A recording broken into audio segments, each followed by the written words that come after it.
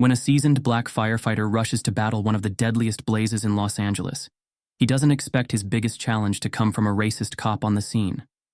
Accusations fly, tensions rise, and lives hang in the balance. But when the firefighter's secret identity is revealed, the tables turn in a way no one saw coming.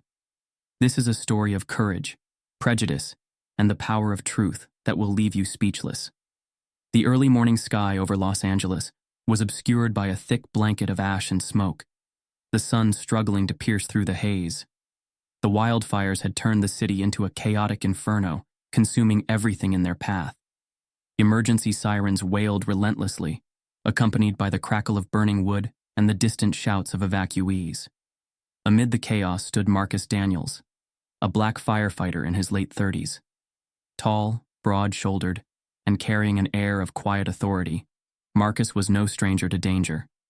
He'd faced countless fires during his decade-long career, but this blaze felt different. More relentless, more personal. Marcus's calm demeanor belied the complexities of his life.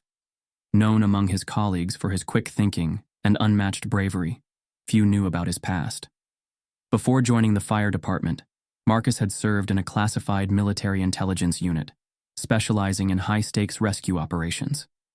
Those skills, honed in life-or-death scenarios, had shaped him into the composed and disciplined professional he was today. Yet he preferred to keep that chapter of his life in the shadows, letting his actions speak louder than any accolades ever could.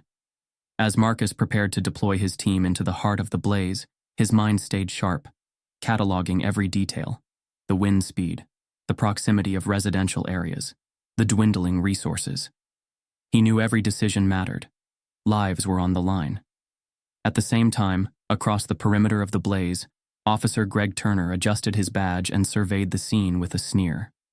A veteran police officer in his 40s, Turner was known for his no-nonsense attitude and abrasive approach.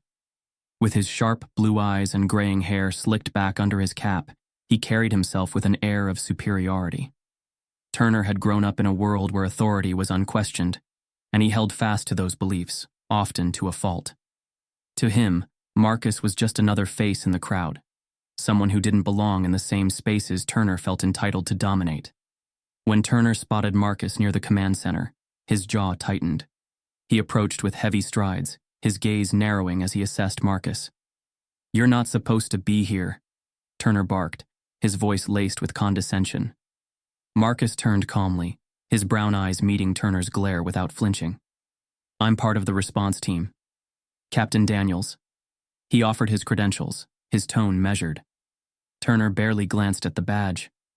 "I've seen guys like you before. Think you can just stroll in and take charge?" The exchange turned heads. Fellow responders exchanged uneasy glances, sensing the tension. Marcus remained composed, choosing to focus on the task at hand rather than Turner's pointed remarks. But the cop's disdain was hard to ignore. The wildfire raged on, consuming acres of land by the minute. Homes were reduced to rubble, and the air was thick with panic as families scrambled to evacuate. Marcus's crew worked tirelessly, their efforts coordinated and precise. But the fire showed no mercy, and the chaos only grew. As the flames encroached on a nearby residential block, Marcus called out orders to his team, his voice cutting through the roar of the fire. Turner, stationed nearby, watched with a skeptical eye, muttering to a colleague, "These hotshots think they're heroes, but they're just looking for glory." The tension between Marcus and Turner simmered, unspoken but palpable. Marcus's focus was unwavering, yet he couldn't shake the feeling that Turner's prejudice would complicate an already dire situation. The stage was set for a confrontation neither man could foresee. One that would force them to confront not only the blaze threatening the city, but also the deeply ingrained biases that burned just as fiercely in Turner's heart. The fire, both literal and metaphorical, was about to test them in ways they could never imagine. The flames raged around the city, painting the sky in hues of orange and black, but the real heat was about to ignite in the heart of the evacuation zone. Amid the chaos, Officer Greg Turner stormed toward Marcus Daniels, his face twisted with frustration. In the cacophony of emergency sirens and shouted orders, Turner's sharp voice cut through like a whip. "You there! Step away from the command center!" Turner barked, pointing a finger at Marcus, who was busy coordinating with his team. Marcus turned, his movements calm and deliberate, the weight of his responsibilities evident in his steady gaze. "I'm Captain Daniels, with the fire department," he said, holding up his credentials. His voice was firm yet respectful, as though attempting to extinguish Turner's brewing hostility. Turner barely glanced at the badge, his pale blue eyes narrowing. "I don't care who you are. I saw you near those supply crates earlier. You don't belong here, messing with critical equipment." The accusation hung in the air like smoke, suffocating and absurd. Marcus's brow furrowed, confusion mingling with controlled disbelief. "I wasn't anywhere near the supplies," he replied, his tone even. "My priority is getting people out of danger." But Turner was undeterred. "Don't play innocent with me. I know your type," he snapped, his voice loud enough to draw the attention of nearby firefighters, police officers, and even a few civilians who had paused amid their evacuations. The crowd's murmurs grew, a ripple of unease spreading as people turned their heads toward the confrontation. Officer Jenkins, Turner's younger colleague, shifted uncomfortably at the edge of the scene. He exchanged a glance with a nearby paramedic, but neither stepped forward. Silent complicity hung heavy in the air, amplifying the tension. Marcus took a slow breath, his hands clenched at his sides. Years of training, both in the fire department and his military past, had taught him the importance of composure.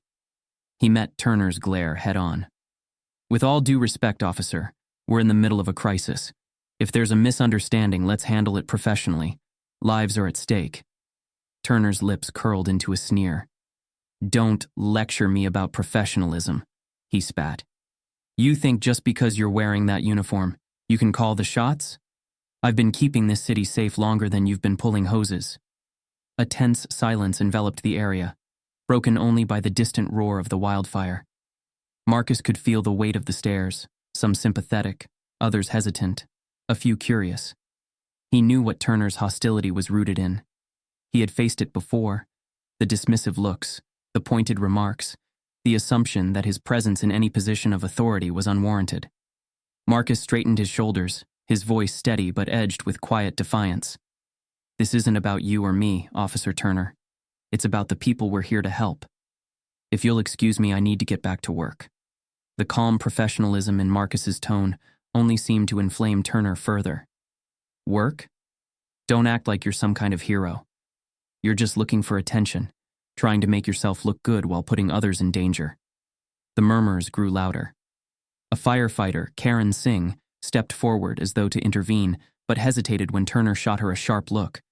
A young woman from the evacuated crowd pulled out her phone, her hands trembling as she began to record the scene. Marcus caught sight of the camera but ignored it, focusing on keeping his emotions in check. His heart pounded with frustration, not at the baseless accusations, but at the distraction this confrontation was causing. Every second wasted here was another second the fire gained ground. "Officer Turner, if you have an issue, we can discuss it later," Marcus said, his voice carrying a weight of authority. "Right now I have a job to do." Turner stepped closer, his posture aggressive. "And I have a job to make sure people like you don't screw things up," he said, his voice dripping with condescension. For a moment, Marcus said nothing, his silence speaking volumes. His hands remained steady, his face unreadable.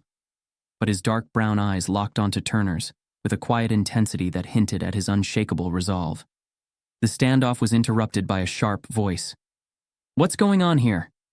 Chief Kelly, the fire department's commanding officer, strode into the scene, her presence immediately commanding respect. Her stern gaze swept between Turner and Marcus, her expression darkening as she took in Turner's hostile stance. "Nothing," Marcus said evenly, breaking the tension. He stepped back, unwilling to let the situation escalate further. But the damage was already done. The onlookers had witnessed the exchange, their whispered conversations growing louder as the tension dissipated. Turner's prejudice was laid bare, and while some pretended not to notice, others couldn't hide their discomfort. As Marcus returned to his team, his movements purposeful, Turner stood rigid, his jaw tight with barely contained anger. What Turner didn't realize was that this was only the beginning. The true test of character, both Marcus's and his own, was yet to come. And the wildfire would burn far more than just the cityscape. The wildfire roared louder than ever, its fiery tendrils devouring everything in its path. The heat was suffocating, even at a distance, and the acrid smoke stung the eyes of firefighters and residents alike.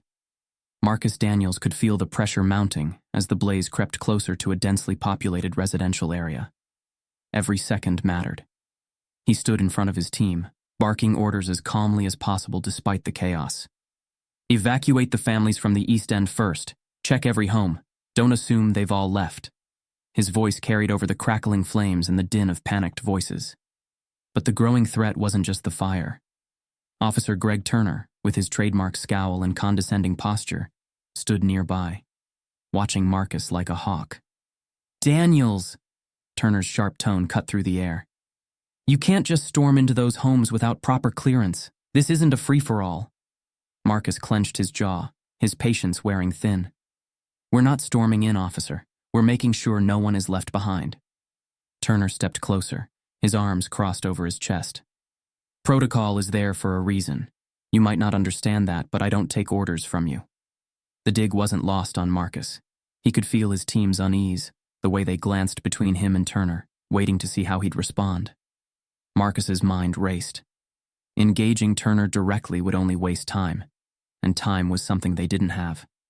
"Focus on crowd control," Marcus said firmly, turning his back on Turner to address his firefighters. "We've got this handled." Turner didn't move. Instead, he barked into his radio, summoning additional officers to the scene. "Make sure Daniels here doesn't overstep his bounds," he said loudly, his voice dripping with sarcasm. In the distance, the flames leapt higher, fueled by strong winds. An elderly woman stumbled out of a smoke-filled house, coughing violently.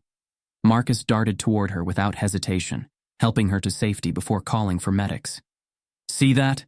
Turner said to one of his officers, pointing at Marcus. "He's reckless. He's going to get someone killed." As Marcus guided the woman to an ambulance, he caught Turner's words. The accusation stung, but he buried his frustration. There were lives to save. "Captain Daniels," one of his team members shouted. "We've got a family trapped on the second floor of that house." She pointed to a nearby structure, flames licking at its roof. Marcus nodded. "Let's move." But before he could take a step, Turner stepped in front of him. "You can't go in there. That structure's compromised." Marcus met Turner's gaze, his dark eyes steady. "There are people in there. I'm not leaving them." Turner smirked. Typical. Always rushing in without thinking. That's how mistakes happen. Marcus knew he couldn't waste time arguing. He nodded once, feigning compliance, then signaled to his team to flank the house from the opposite side. "We'll circle around," he said loudly, playing into Turner's assumption of control. As soon as Turner's attention shifted elsewhere, Marcus and two of his firefighters slipped through a side entrance. Inside, the heat was unbearable, and visibility was near zero. Marcus's instincts, honed through years of training, guided him through the maze of smoke and debris. "Help is on the way," he called out, his voice muffled by his mask. They found the family, a mother and two children, huddled in a bedroom. Marcus crouched down to their level, his tone soothing despite the urgency. "We're getting you out of here. Stay close to me." The team worked quickly, leading the family out through a back door. Marcus's heart pounded as they emerged into fresh air, the mother clutching her children tightly, tears streaming down her soot-streaked face. Outside, Turner was waiting, his expression a mix of anger and suspicion. "Daniels, where the hell have you been?" Marcus gestured to the family, now safely in the hands of paramedics. "Saving lives, officer. Isn't that why we're all here?" Turner wasn't convinced. "You've been acting suspicious all day, disappearing, ignoring orders. What's your angle?" Marcus took a steadying breath, keeping his tone measured. "My angle is getting people out alive. If you want to make this about something else, go ahead. But I won't stand here while people are in danger." Turner stepped closer, his voice low but threatening. "You're hiding something. I can see it, and I'm going to find out what it is." Marcus knew Turner wasn't going to back off. His secret identity, his past as a member of an elite military unit, was something he'd worked hard to keep private. It wasn't just about protecting himself. It was about living a life where he wasn't constantly judged or pigeonholed by his history. But now, with Turner pushing harder and the fire spreading faster, Marcus realized he might not have a choice. He glanced at his team, their trust in him unwavering despite the tension. He looked at the families they had already saved and thought of the ones still trapped. "I'll do what I have to," he murmured under his breath, steeling himself for what was to come. The fire raged on, but Marcus knew the real battle was just beginning. The inferno raged like a living beast, devouring everything in its path. Flames leapt from roof to roof, sending showers of embers into the smoke-choked sky. The air was thick with heat and desperation as firefighters scrambled to contain the chaos. Marcus Daniels moved like a man possessed, his sharp eyes scanning the scene for any sign of life amid the destruction. A distress call crackled over the radio. Multiple civilians trapped on the upper floor of the Bennett building, structural integrity compromised, need immediate extraction. Marcus didn't hesitate. He grabbed his gear and began striding toward the blazing structure, but a sharp voice stopped him. "Daniels!" Officer Turner barked, his face a mask of barely contained frustration. "You're not authorized to go in there. That building's a death trap." Marcus paused, his jaw tightening. He could see the fear in Turner's eyes. It wasn't fear for the people trapped inside, but fear of losing control. "Lives are on the line," Marcus said firmly. "We don't have time for this." Turner stepped in front of him, his hand on Marcus's chest. "I'm not letting you risk it. If you screw up, it's on me." Without another word, Marcus stepped around him, his determination unshaken. Inside the building, the heat was unbearable, the smoke so dense it blurred the edges of reality. Marcus moved with practiced precision, his training kicking in like second nature. "Call out if you can hear me," he shouted, his voice steady despite the chaos. A faint cry reached his ears. He followed the sound, his boots crunching over debris until he found a terrified group huddled in a corner. Among them was Turner's partner, Officer Rachel Hayes, her face pale and streaked with soot. "Thank God," she whispered, coughing violently. "We're getting you out," Marcus said, his voice calm and authoritative. As the building groaned ominously, Marcus took charge. "Follow my lead. Stay low and cover your mouths."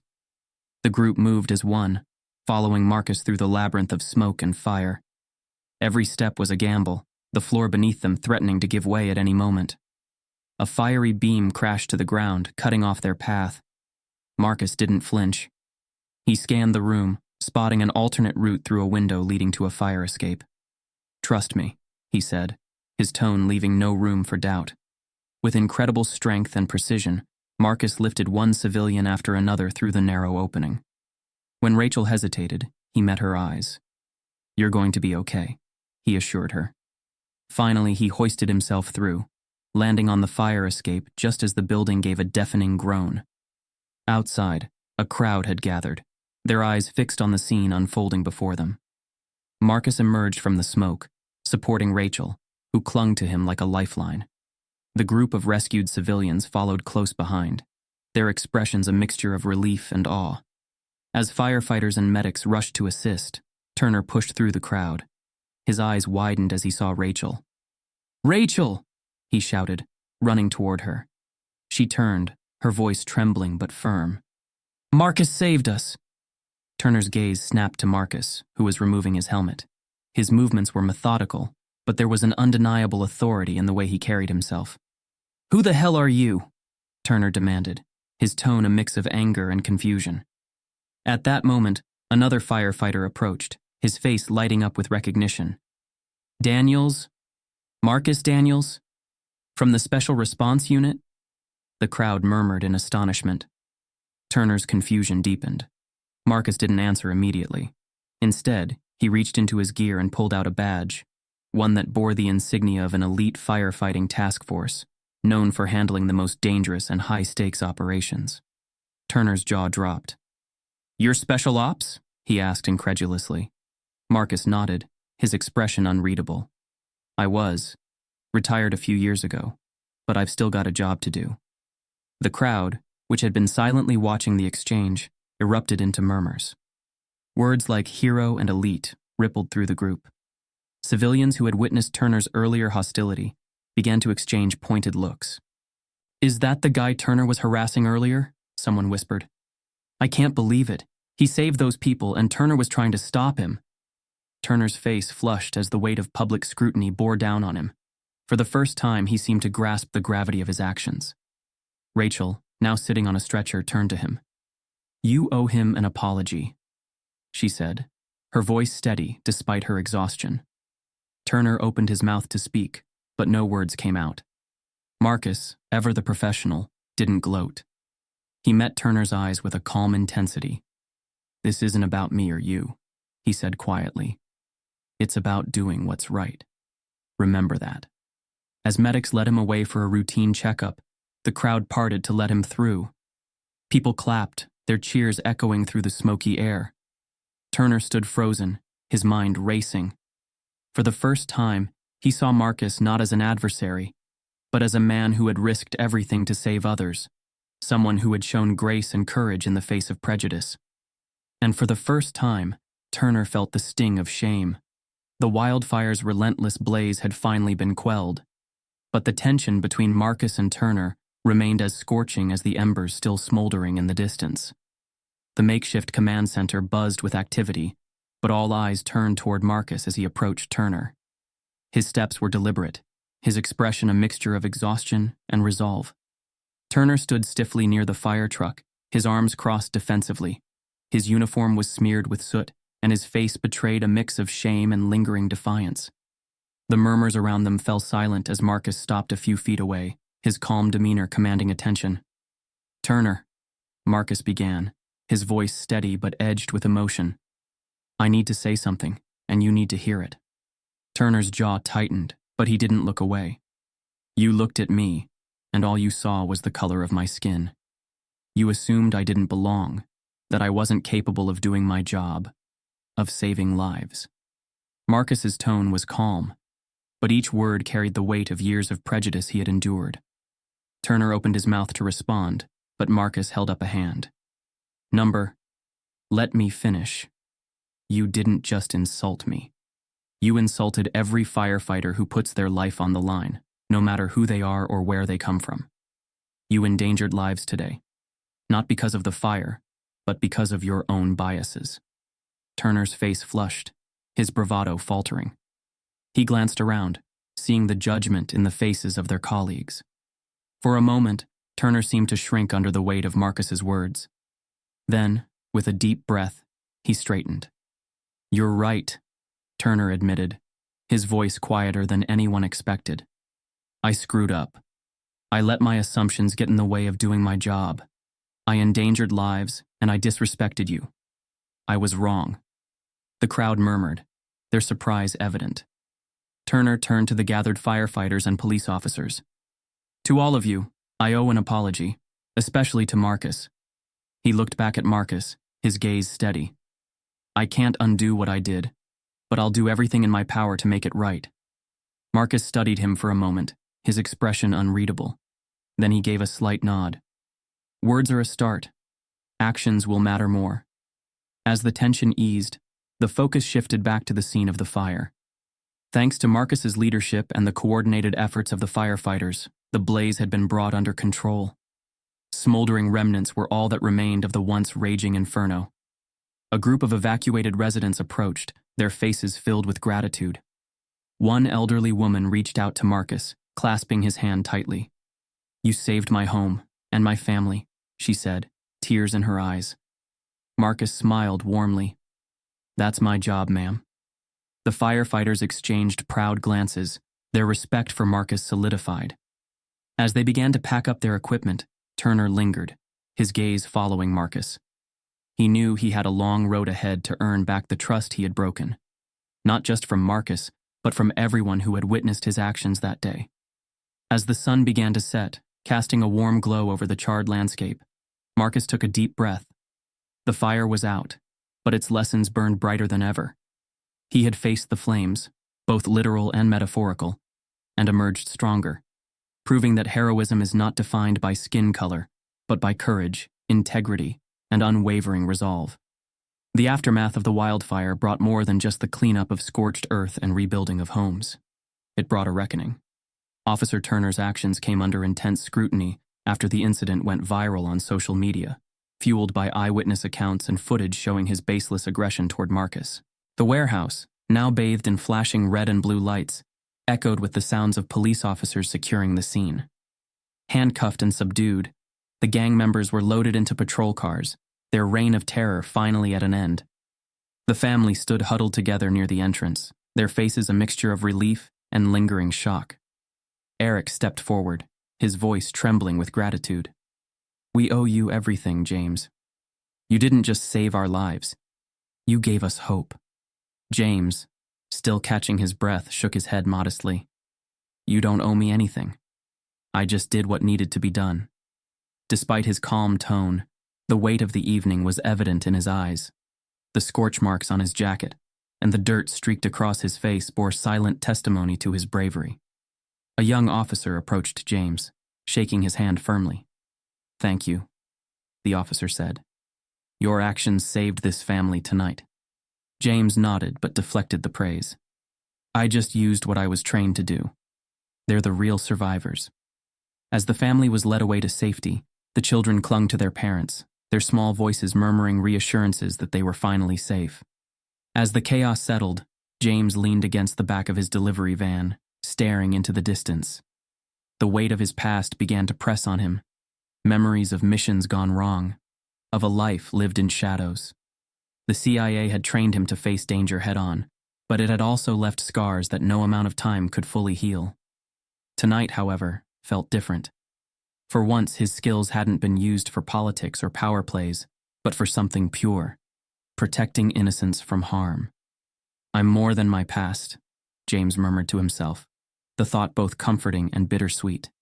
He knew that prejudice and bias would always linger in some corners of the world, but tonight had reminded him that courage and humanity could rise above it. Within hours, news of the incident began to spread. Videos captured by bystanders found their way onto social media, showing snippets of James's daring rescue. Headlines celebrated his heroism. Former CIA agent saves family from hostile gang, and delivery driver's bravery shines through the darkness. The story ignited conversations about resilience and standing against injustice. Neighbors in the community, who had once dismissed James as just another delivery worker, now looked at him with newfound respect. At a local gathering days later, James was approached by strangers who wanted to shake his hand or share how his story had inspired them. Parents pointed him out to their children, saying, "That's the man who showed us what courage looks like." Though James appreciated the recognition, he remained grounded. "It's not about being a hero," he told one admirer. "It's about doing the right thing, no matter the risk." As James drove home that night, the city lights stretching out before him, he felt a quiet sense of fulfillment. The events in the warehouse were a stark reminder of the cruelty that prejudice could breed, but they also proved that hope and courage could break through even the darkest of moments. James made a silent promise to himself, to keep standing up, not just for himself but for others who faced the same challenges. Tonight had been a victory, but it was also a call to action, a reminder that change begins with small acts of defiance and kindness. And James Carter was ready to answer that call. The once chaotic warehouse now stood empty, its silence a stark contrast to the life-altering events that had unfolded within its walls. For the young family James saved, it was not just a harrowing memory. It became the start of a mission. Eric and his wife Sarah decided to channel their gratitude into action, becoming vocal advocates for equality and justice. Their story gained traction, sparking discussions about prejudice and the quiet heroes who often go unnoticed. Their words resonated, but it was James's actions that lingered most in their hearts. "We can't change the past," Sarah told a local news outlet, "but we can honor the man who risked everything for us by building a better future." For James, the events of that night marked a turning point. As he packed his van for his next delivery, the weight of his choices felt lighter than ever before. His past as a CIA operative had often felt like a distant shadow, a part of himself he couldn't reconcile with his quieter life. But now, he understood. Every experience, every trial had prepared him for this moment. As he drove through the city streets, the warmth of the morning sun on his face, James's determination to make a difference burned brighter than ever. His role may have shifted from covert missions to everyday acts of courage, but his purpose remained unchanged: to protect, to inspire, to stand for what is right.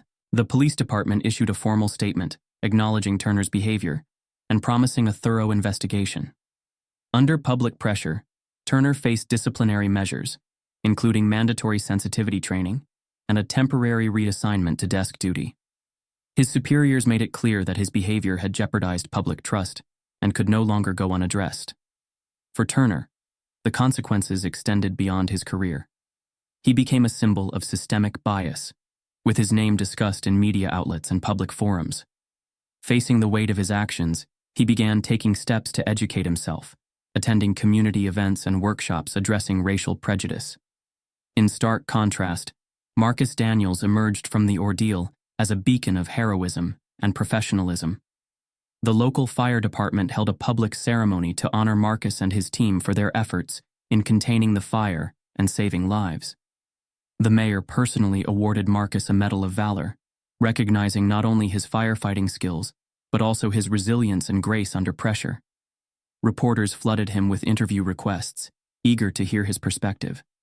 In his usual humble manner, Marcus deflected personal praise, emphasizing the collective effort of his team. However, he didn't shy away from addressing the broader issues. "This isn't just about me," Marcus said during one televised interview. "It's about creating a culture where every first responder is respected and supported, no matter who they are or where they come from." His words sparked a wave of support, with viewers praising his dignity and leadership. Marcus's story became a rallying cry for addressing racial bias in emergency services, shining a light on an issue too often overlooked. The ripple effects of the incident extended far beyond the fire department.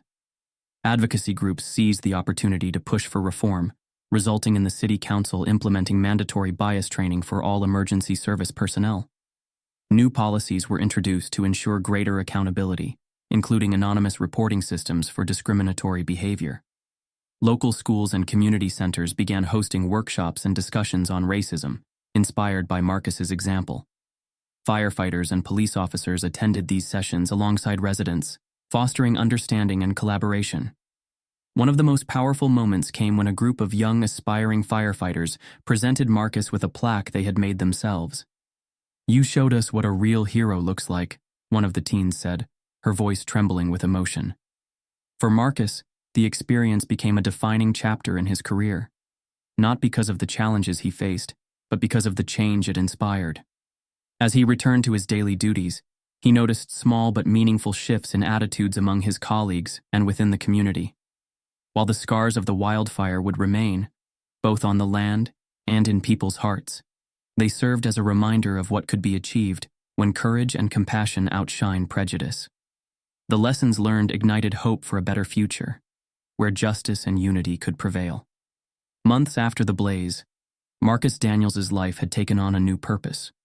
Beyond the accolades and recognition, he had become a voice for change, using his platform to address systemic issues within firefighting and law enforcement. Through speaking engagements, interviews, and partnerships with advocacy groups, Marcus shared his story of resilience and hope. Fire departments across the country invited him to lead workshops on teamwork, cultural sensitivity, and the importance of mutual respect among first responders. Marcus's efforts inspired many to confront their own biases and work toward a more inclusive environment. "I didn't ask for this spotlight," Marcus often said, "but if it helps make our workplaces and communities better, then I'll carry it proudly." Officer Greg Turner, once a symbol of prejudice, had taken steps to rebuild his life. Though his actions had left scars, his journey toward accountability and growth began with quiet humility. Turner joined outreach programs, engaging with communities he had previously dismissed. Meanwhile, Marcus returned to his station, finding strength in the camaraderie of his team and the respect he had earned. His heroism and integrity became a touchstone for those around him, reminding them that courage isn't just about facing flames, it's about standing firm in the face of injustice.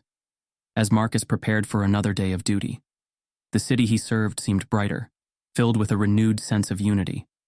His journey proved that even in the face of adversity, there is always the potential for redemption, understanding, and progress. Because sometimes, the greatest fires aren't the ones we extinguish, but the ones we ignite in the hearts of others. Stories like Marcus's remind us of the resilience of the human spirit and the power of confronting bias. Share this tale to inspire change, spark conversations, and champion the fight for equality and justice in every corner of our lives.